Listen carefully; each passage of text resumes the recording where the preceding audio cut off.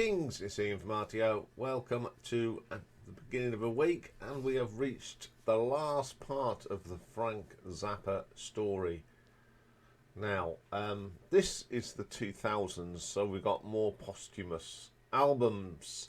Now, the estate of Frank Zappa has released so many albums. It's picking out ones that are not compilations or have got old stuff on. Now, the ones I've picked today, I've picked 3 that have got stuff that haven't been released properly. So if I have missed any, please put it in the comments below and we'll do something at a later stage of what we've missed that you think we should have covered. So, 3 today. So, coming in at number 3.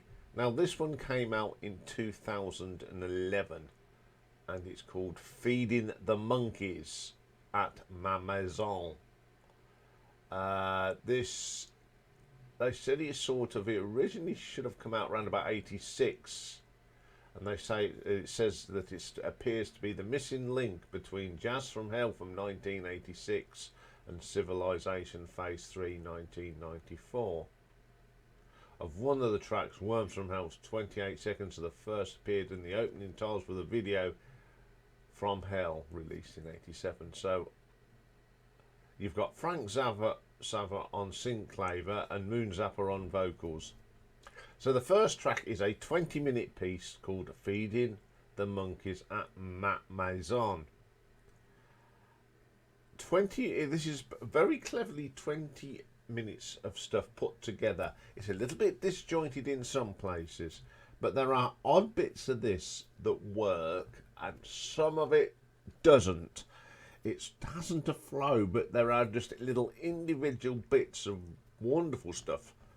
So it's a difficult one to rank, but it's okay.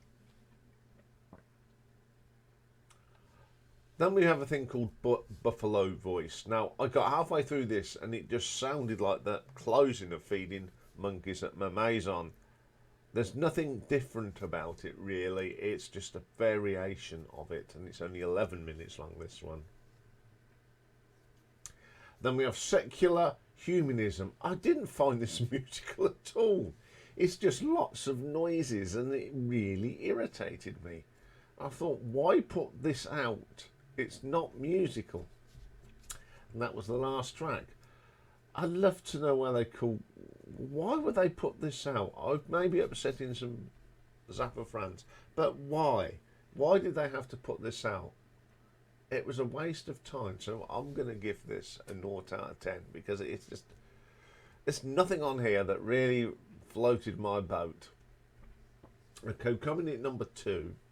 Now, this was released in 2004, and it's called Joe's Domage, which features a portion of a rehearsal tape for the Waka Jakawa 72. And some of it sort of comes from Joe's Corsage, which was Merthyr Inventions. So on here, we've got Frank Zappa on guitar and vocals, Tony Duran on guitars and vocals, Ian Underwood organ, Sal Marquez on trumpet, Malcolm McNabb trumpet, Ken Schroyer on the trombone, Tony Ortega on baritone saxophone, Alex Domage on bass, and Ainsley Dunbar on drums. First track is called When Is It Perfect? There's lots of talking on this, bit of horn blowing, that's not very interesting. The New Brown Clouds, definitely practice track.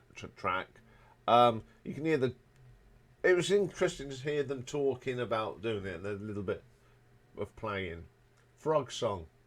This is very interesting part. This is, you've got to listen to what's going on. Listen to it under the headphones because it just gives you a little bit of insight on how they practiced and thing. It's 17 minutes long, but I can tell you now it is very interesting to listen to. It might be just one shot deal. Nearly got a whole song here. It's 2 minutes of music. The ending line. This carries on from the sort of thing. There's lots of talking on it. Then they start playing, stop and saying, oh, should we do that again? All that sort of thing. Then we have Blessed to release the new Clouds Brown again. I don't mind this. It got a little bit more. It's near enough a whole track without stopping, which was pretty good. Then we have This Ain't Real, So What's the Deal? More practicing as it is. There's a little bit of recorder in it. It's fascinating to listen to. Then we have Think It Over Some and Think It Over Some More. This is just improv. It's really interesting again. I quite like that. Another whole melodic section. Some nice little pieces in that in this 2 minutes. When It Feels Natural. Just random talking about coffee. And Frankie's definitely talking something that he wasn't happy with. Although there's not much music on here, I did find this a fascinating listen. Just going to the... You sort of got a little bit of what Frank was all about. It was like listening to a documentary, to be quite honest. And I did quite enjoy it. So I'm going to give this an RTO ranking of 4 out of 10. But the number one album of the 2000s and the posthumous ones is from 2015. And it's some of the last songs that he completed before his death. And it's called Dance Me This. We've got Frank Zappa on guitar and synclaver. Tony Kua Kagugu. Oh, there's another, I can't pronounce. And Kale Kavia and Conga Ula on vocals. Todd Vega on algorithm and synclaver assistant. First track on here is Dance Me This. It's really good. I love the piano on here. There's some great drumming sound on it. A really good little bit of music. Pacho Gavate. This is quite good. I like the off-beat drum beat on this. Lots of cymbals and percussion. A pretty cool track, actually. Then we have Wolf Harbour. This is quite eerie. There's some really sound effects on this. Pretty good. Wolf Harbour 2. The percussion halfway this is pretty interesting again. It's sort of, this Wolf Harbour is split into bits and it really does work, and I really enjoyed listening to this. Except Wolf Harbour 3, which has lots of noises, which is the worst bit. Wolf Harbour 4's got like a bit of more keyboard in it, a little bit more melodic. Wolf Harbour 5 is not much going on there as well. Then we have Goat Polo. Drums, keyboards, funny noises. Then we have this thing called Ron Kinky. Roy Kinky. Not very interested. Piano. It's just piano. Lots of little snippets of piano. And Calculus. So got a bass line on it, but it's okay. I'd have to say out of these 3 albums, this is the one that's got the most music on. It's got some weird stuff, but there are some not nicely structured songs on this one. So I'm going to give this an RTO ranking of 5 out of 10.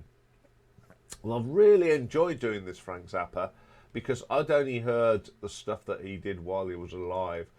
It was interesting to listen to the posthumous stuff, but in my opinion, why? Why did they have to release it? Well, we all know why.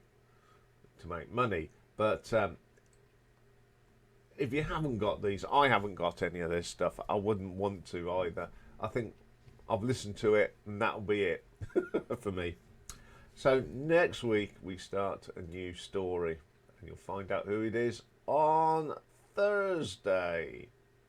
Okay, coming up next is A Perfect Side. And if you want to do about Perfect Side, Richard McCook took a twist on the Perfect Side and he's picked 10 albums of his choice. So go and check that out. Okay, and our Perfect Side this week will be The Queen Is Dead, The Smiths.